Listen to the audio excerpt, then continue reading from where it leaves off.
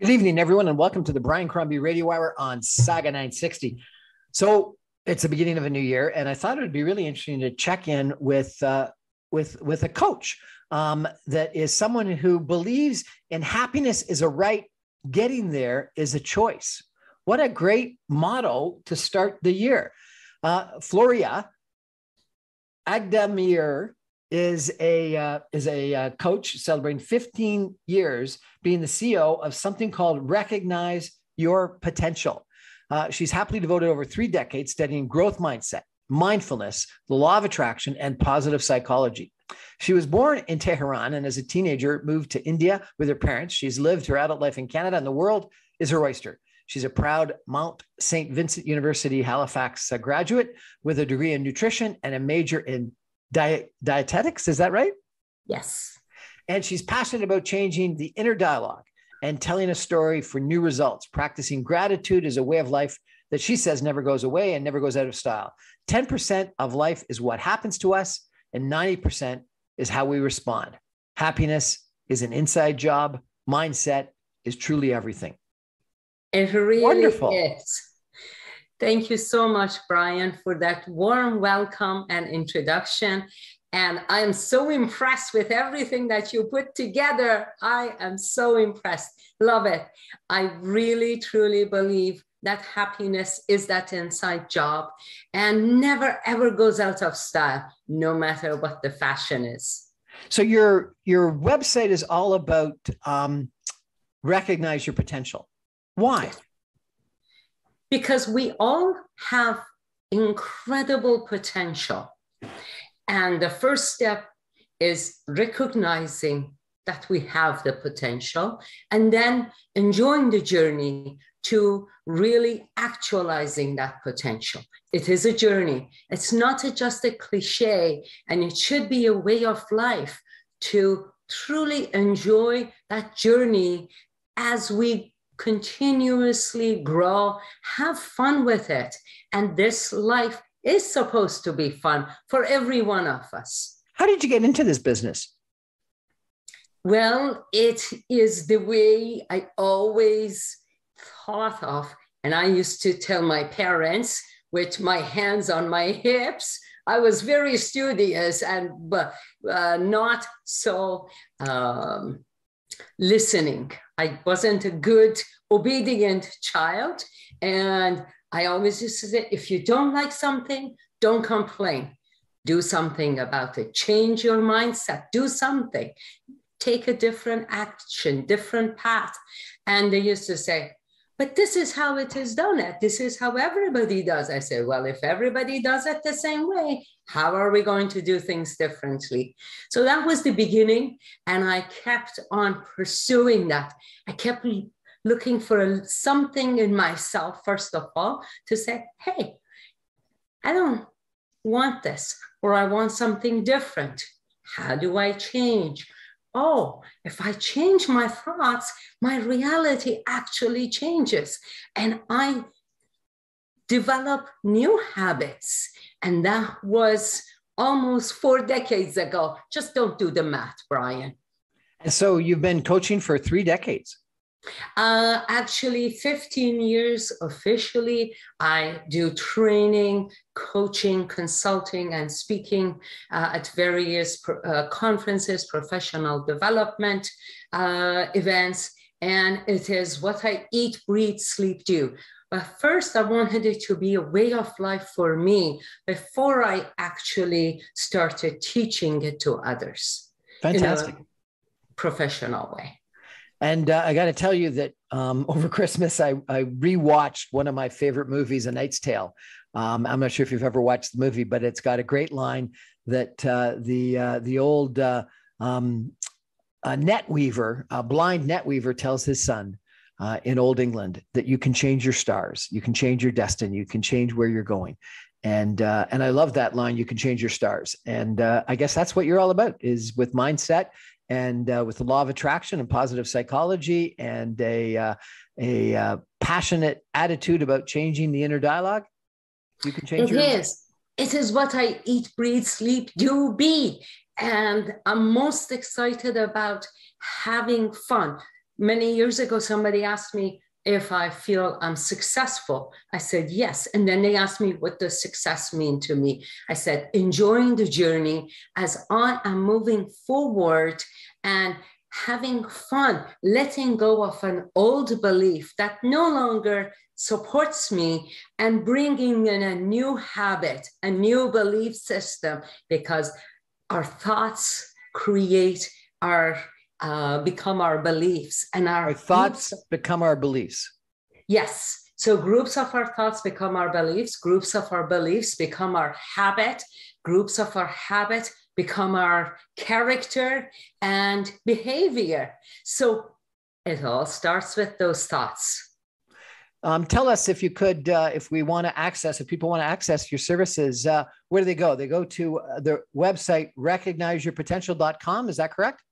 Yes, it certainly is. And everything on my website is what I have written very passionately. And you get a glimpse of who I am, what my passion is, and how I actually work. There is lots of recollections from other people. And as you see, the one on the trust, there is actually a picture of me skydiving 2 years ago. Fantastic. We're going to take a break for some messages and come back more with Floria in just a minute. Stay with us, everybody.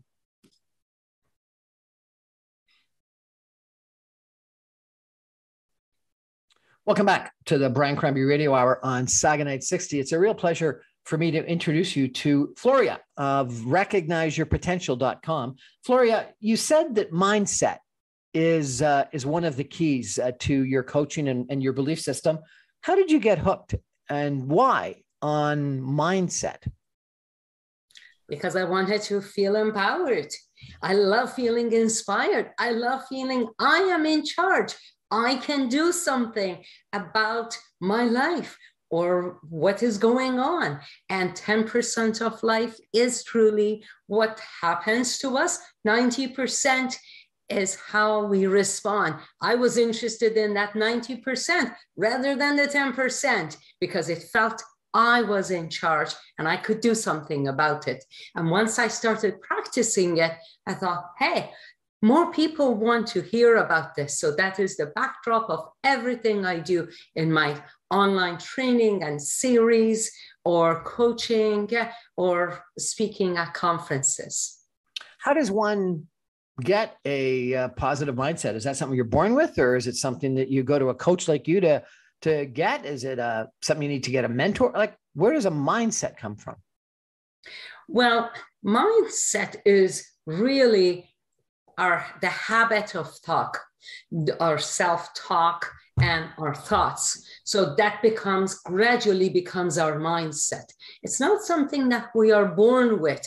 Every child that is born with that inner joy that we love to see in children, in babies. That's why they're so amazingly joyful. Through life and training and everything else, things change. And we naturally gravitate. We practice a habit of looking for things why they shouldn't work, instead of looking for things how they can or why they should work.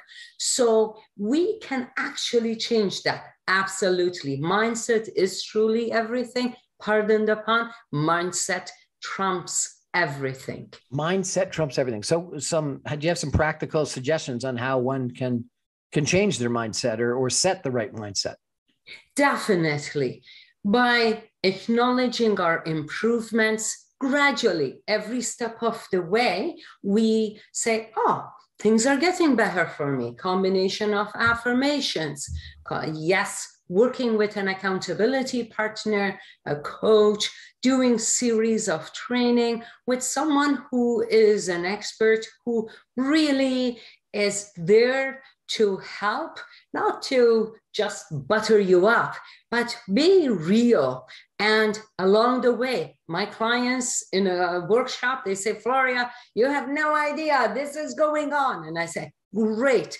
And they say, why is this great? I'm suffering. I say, first of all, let go of the suffering and look at it as an opportunity. because that is when we have the perfect opportunity to practice what we logically know. Otherwise, I'm not going to be able to practice what we know, and then they become cliches.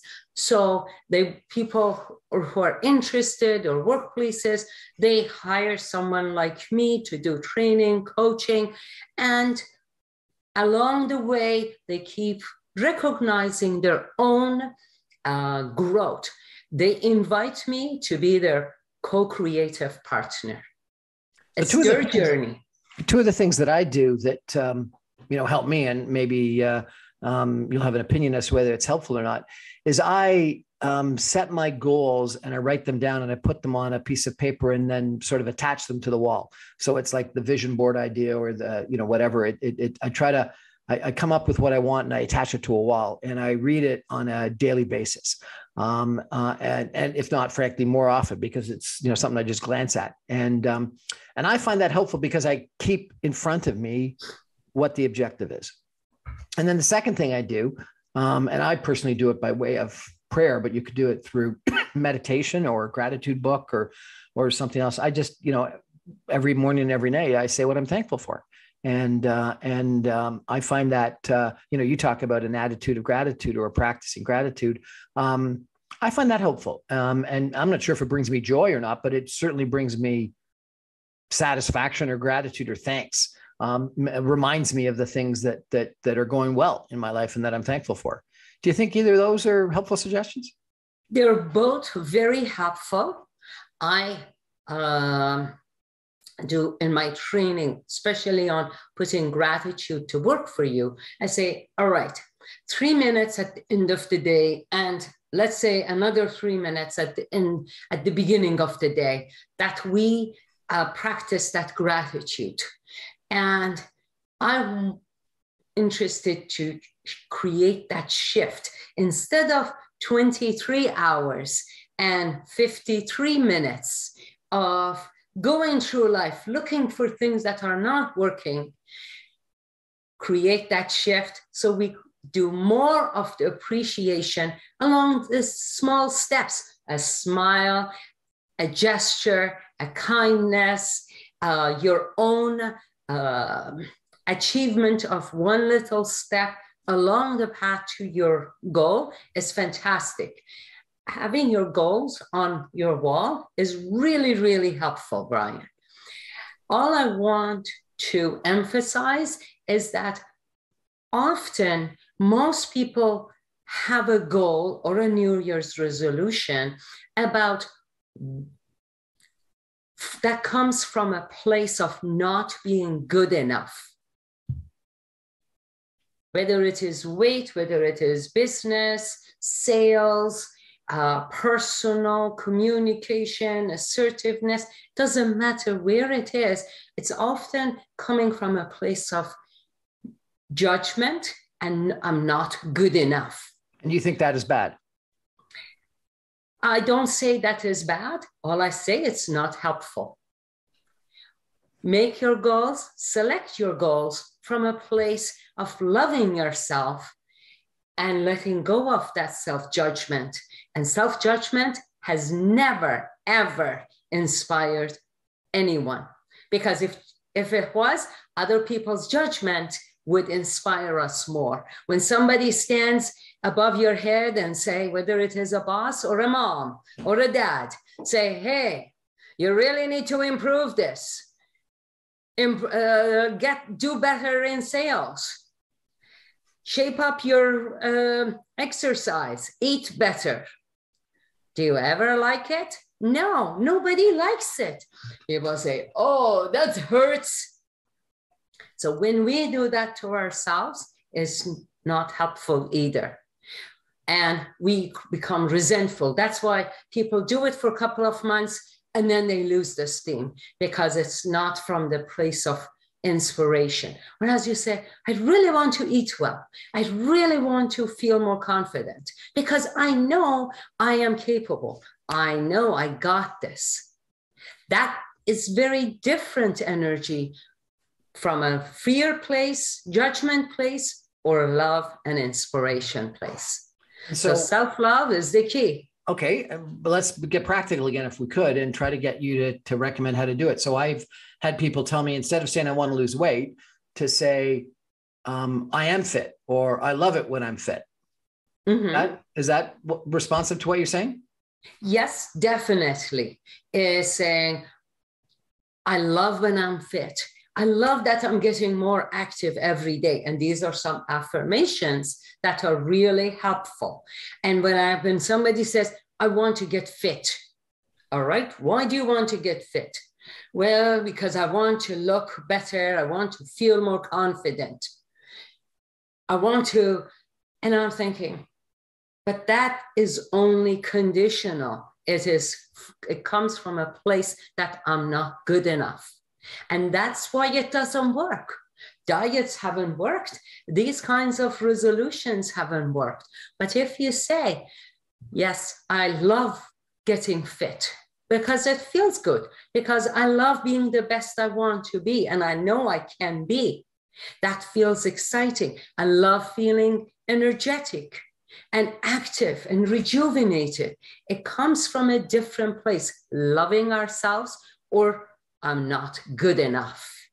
So mindset was one of your first recommendations. One of your other ones was mindfulness. And you actually say that you think mindfulness is a superpower. Can you explain that, please? Definitely. Mindfulness is, often people think it is only a meditation that you do once a week or that kind, or go to yoga, which is perfectly great. But mindfulness is part of that, constantly being aware of our judgments, of our inner dialogue, of our behaviors, habits. And as I become much more aware every step of the way, then I can make conscious decisions. Mindfulness back many, many years ago didn't even have a place at work or in business, whereas now it has become really crucial. Mental health is a huge area that has been benefiting from this incredible mindfulness field. And it has many, many benefits, from feeling much more confident and being more self-aware, making conscious decisions along the way, every step of the way, and really enjoying that journey. Even if I am being self-critical, say, I just realized I was judging myself. All right, okay.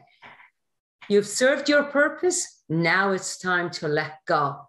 So bringing mindfulness to our everyday life is really key to empowering and feeling confident, and not just focusing on the end goal or the destination, whereas enjoying the journey, even if it is challenging, and say, this challenge is really helping me practice what I know in mindfulness along the way.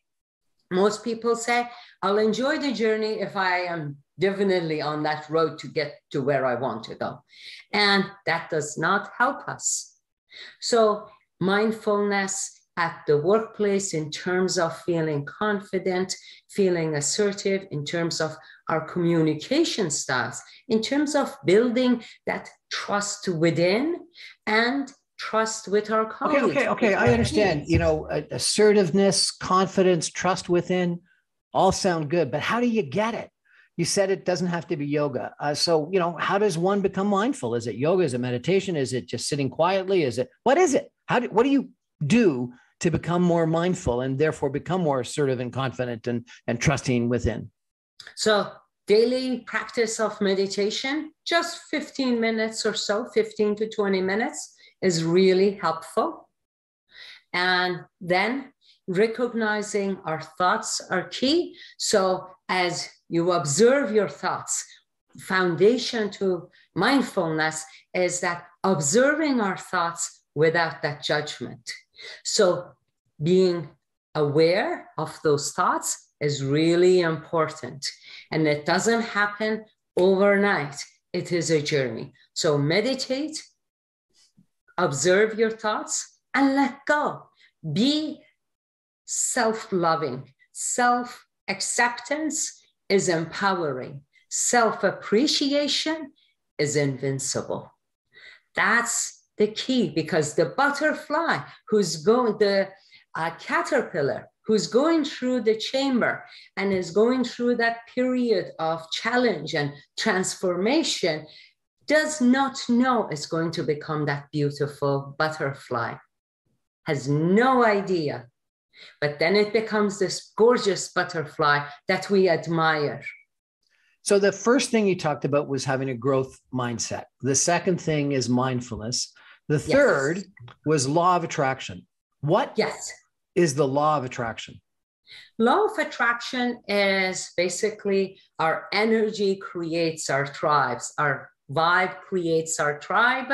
And the energy, the person we are, we attract those circumstances. And the more we push against someone or an ideology and say, oh, I can't stand this, I hate this, this is terrible, we must get rid of this type of belief, that actually creates more resistance. So law of attraction is becoming the person we want with those qualities and simply allowing our desires to manifest in a way that we appreciate them and recognize that diversity is the key for us to have greater clarity. So, and the thing is, they're so interconnected. The reason I'm so interested to these four areas is because they're so interconnected.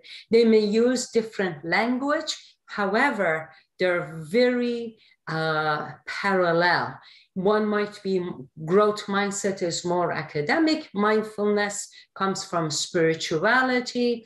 Law of attraction is sort of a combination of the two, but they're very, very much the same. They all have whether that we attract the energy we put out, and that's where karma comes from, or with, you know, all of these things are very interconnected. We attract the energy we put out.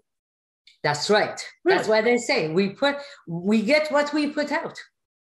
So is this like that book, The Secret? Is that what you're talking about? Sort of, except that book and the video got some things right, and there was a lot of things that were distorted. However, it is more focused on the fact that as I change my energy, I don't need to push against anyone and say, get rid of those negative people.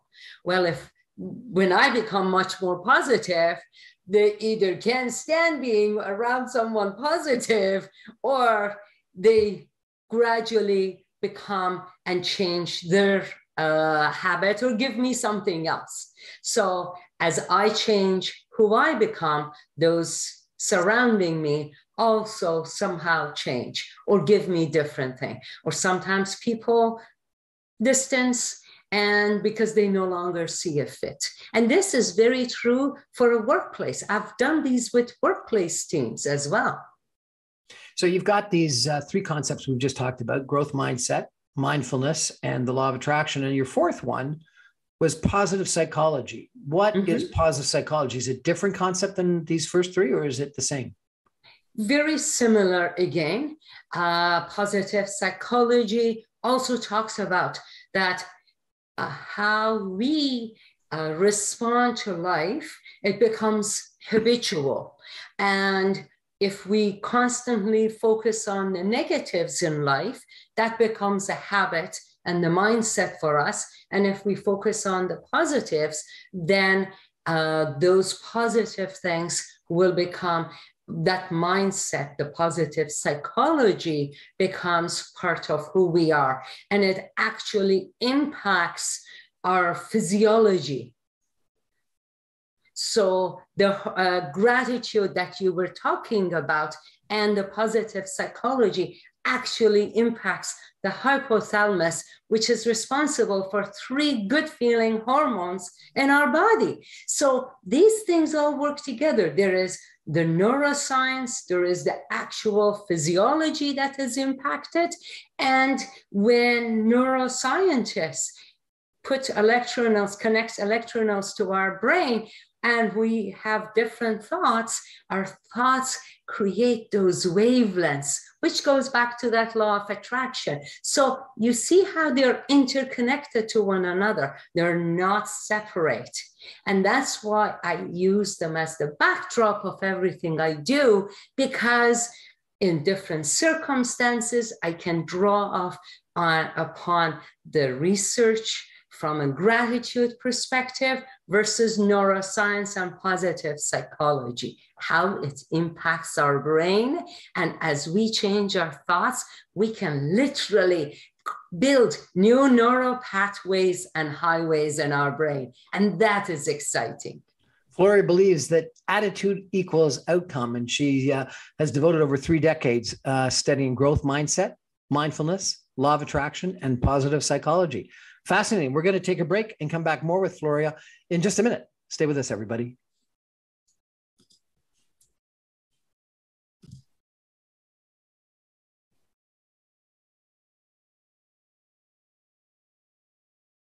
Welcome back to the Brian Crombie Radio Hour on Saga 960. It's a real pleasure of mine tonight to introduce you to Floria Agdamira, who is a coach. She's a mindset coach. She's a mindfulness coach, a law of attraction, positive psychology. She has spent over 3 decades studying these concepts, and she believes 10% of life is what happens to us.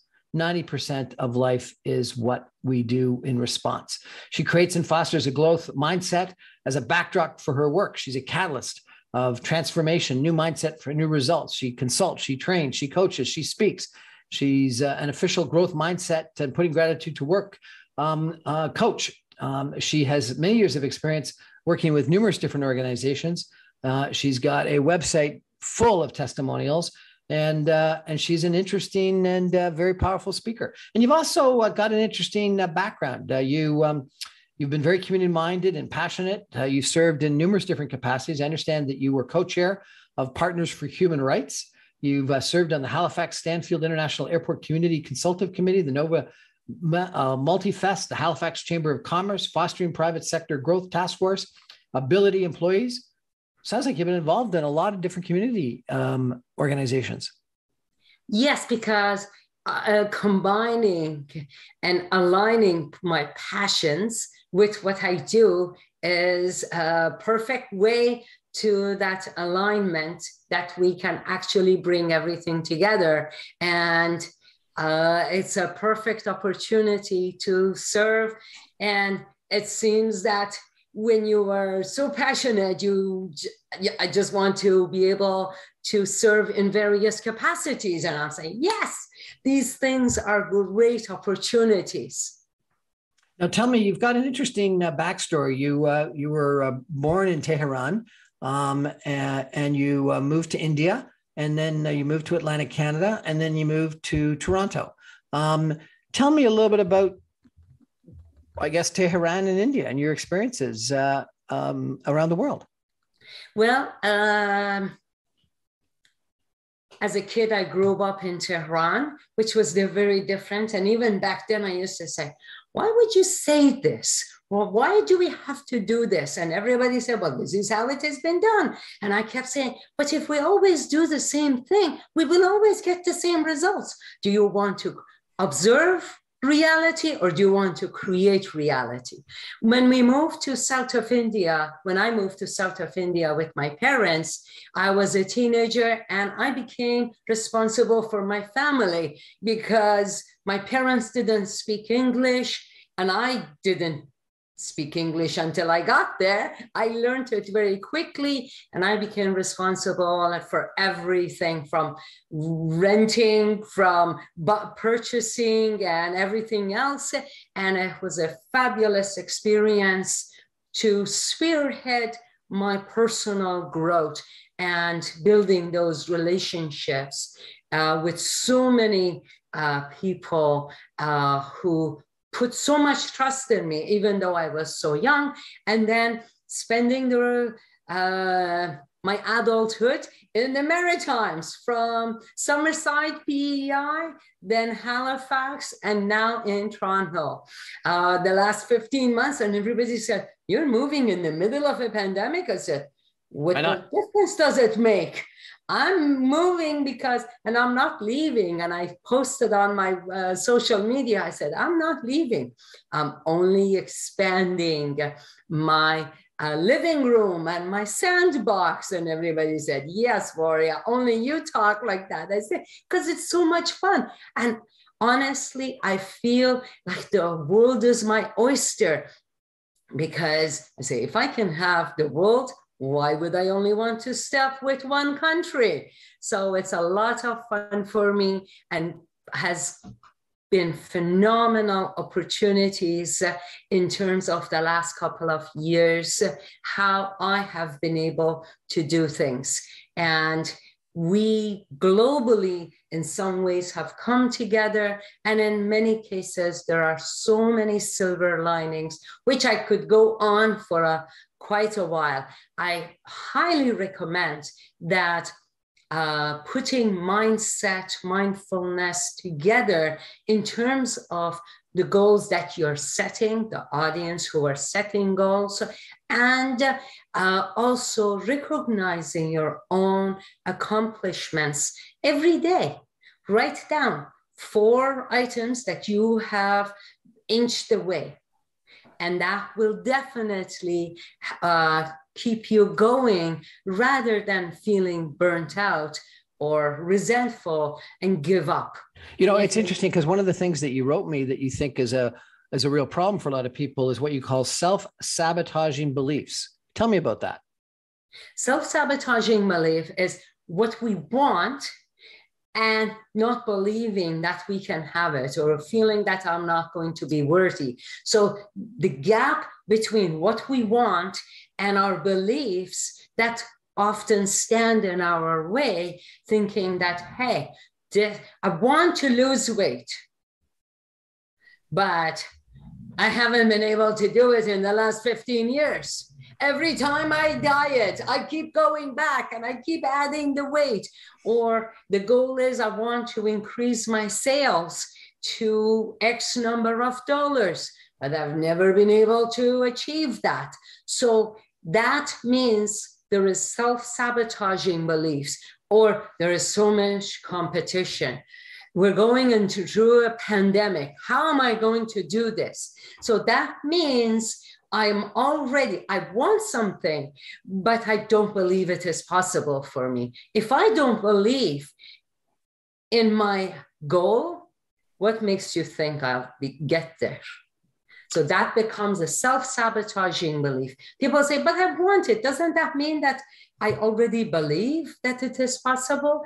I say, yes, there is a huge distance oftentimes between our desire, our goal, and what our beliefs are, whether I think it is possible for me. Sometimes people say, no one in my family has done it. No one in my company does. We're going through a tough time. People don't want to invest in this. And I'm saying, all that is seeing all kinds of obstacles. So it really comes back to this mindset attitude that you talked about, having that right mindset, not letting self-sabotaging beliefs destroy that mindset, that positive mindset. Absolutely. Keep it going and keep acknowledging, validating those small steps create huge impact towards your goal and where you're going.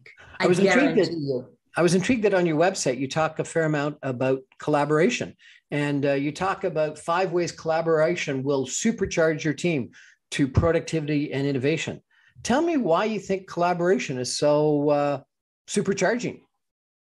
Because collaboration breaks down the barriers of fear. People think that, okay, there is that lack mentality. Oh, this is my territory, my title, my job description. If I don't, if I lose these tasks, then, or these responsibilities, then I'm going to be replaced. And people need to become more self-aware. So as those fears are fading away, and then people start really trusting each other. We can't have real communication if we're not trusting each other. And that is really key for us to collaborate. People feel that this is mine, my territory, and that protectionism really stops collaboration. Collaboration, innovation happens when there is great ideas coming along. And great ideas come when people feel connected and have fun. They trust their colleagues. That's allows collaboration. So if you want to improve productivity and you want to improve innovation, especially at this time, start enhancing trust, communication, leadership, because then watch your productivity, innovation, and soar up, because people take responsibility and they will start wanting to communicate and really collaborate. A trusting team will always be more collaborative, more helpful to one another, and they will be much more self-aware. They will take more responsibility for their own careers. And people who do that, they actually want to collaborate, help one another much more, and not be fearful that, hey, if I ask for help, then they're going to take away my job. Or if I offer to help today, then I'm going to be dumped all of this. So these thoughts will actually give away, and you will have much more collaboration, because at this point, we still have a lot of division, which stands in the way of collaboration. I thought that your list of skills that enhance collaboration was really interesting and helpful. Active listening, flexibility, trust, organizational skills, reliability, being supportive, non-defensive communication, taking responsibility, clarity, engagement, healthy boundaries, commitment, interpersonal skills, respect, and keeping an open mind. You know, I used to work for Jim Pattison, and, $7 billion billionaire, but I got to tell you, he would say over and over again, Brian, God gave us 2 ears and 1 mouth. So we listen twice as often as we talk. We got to listen a lot more. And so that keeping an open mind, listening, active listening is so critically important. And then someone went on at one of the meetings and said, yeah, and the mouth only goes one direction, but the ears are directional everywhere, backwards, sideways, forwards. So you can listen everywhere and you can only talk going one way. Yes. So I thought that was kind of an interesting. It is very interesting.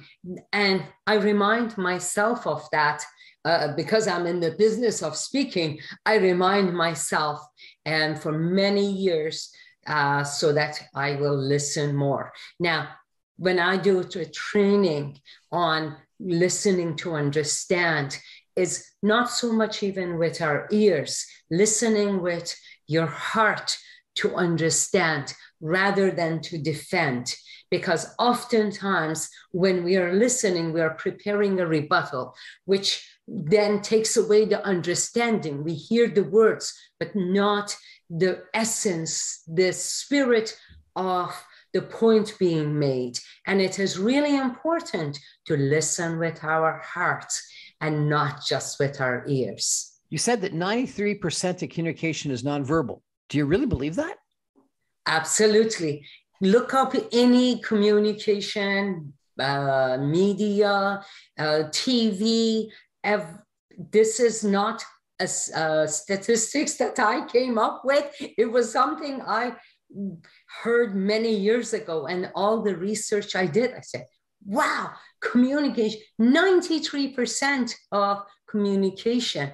And that is our gestures, facial expressions, tone of voice, our posture, our eye contact, and there's so much more. That's why we can be in a circumstance and somebody will say something, we can say thank you, and we say thank you. I love this list of thank you. I love this list of thank you. I love this list of factors that affect communication skills: leadership, reliability, consistency, being self-aware, self-confidence, taking responsibility, enthusiasm, being non-defensive, the art of negotiation, open to feedback, empathy, active listening, being assertive, aware of own thinking, self-motivated, ability to learn, positivity, and eager to grow. That's a great list. It is. And I love when I'm doing series of training on all of these, and it is just incredible. I just did last year series of 20 sessions, all on aspects of communication and active listening and body language, and doing all of that online, which I know it definitely challenged me. It was a huge opportunity for me to learn so much. And I'm very fortunate that people, even when they come to do the online training, sometimes they're staying half an hour extra because they have other questions. Floria, thank you so much. This has been really interesting. Remind us of the website that we go to if we want to access your coaching. Recognize Your Potential.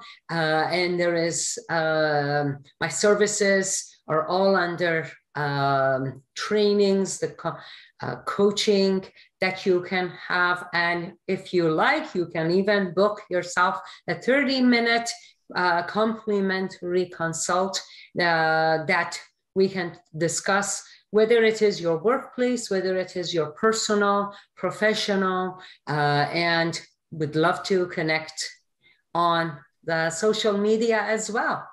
And the link is right on my website as well. Recognize Your Potential. Your co-creative partner. RecognizeYourPotential.com. And as you said, you've got services of training, consulting, coaching, being a speaker, and lots of ways to connect up with you through Facebook, Instagram, Twitter, emails, etc. We're going to take a break and come back with some concluding comments with Floria in just a minute. Stay with us.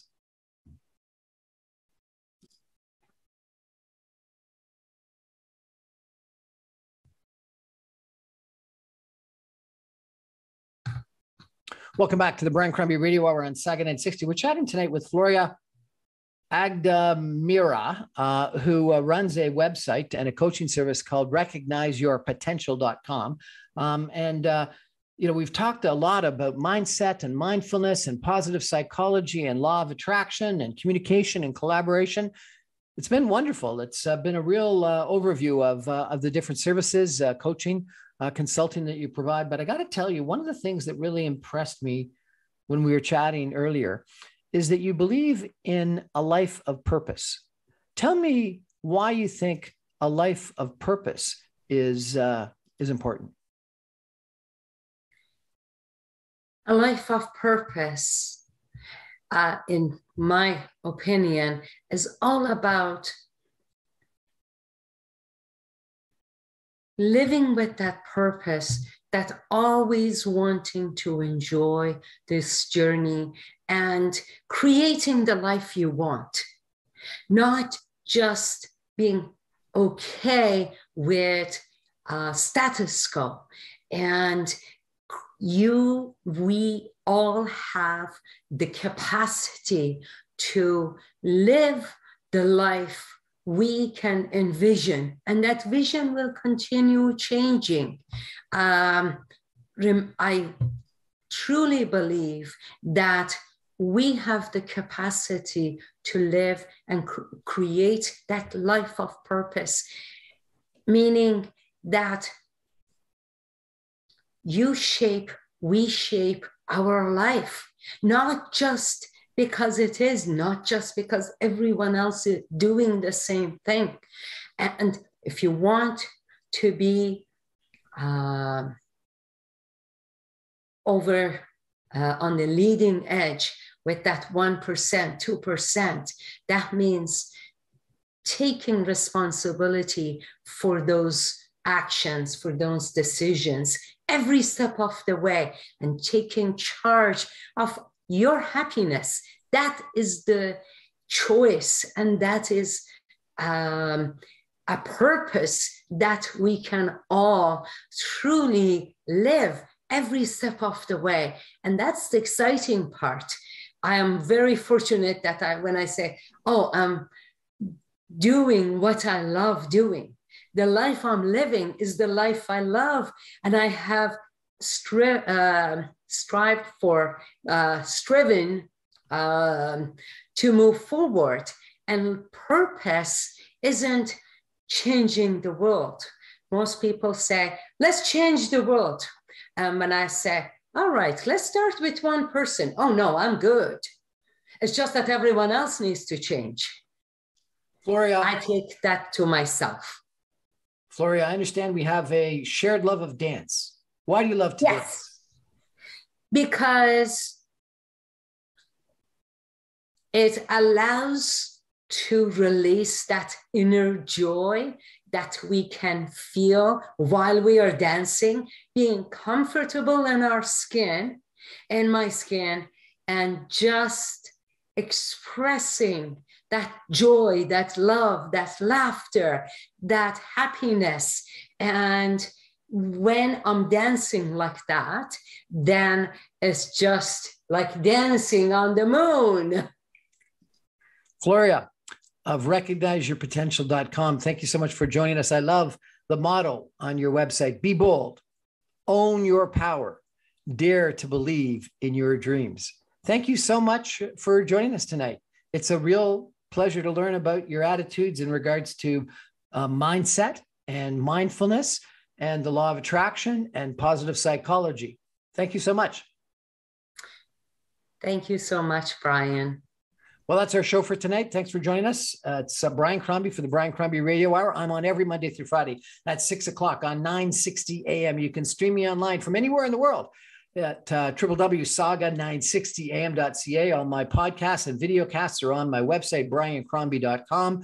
My videos are on Facebook, Instagram, LinkedIn, and YouTube. My podcasts are on Apple, Audible, and Speakeasy Podcasts. Thanks for joining us, Floria. It's been a real pleasure chatting with you. Thank you so much. Thank you. Good night, everybody.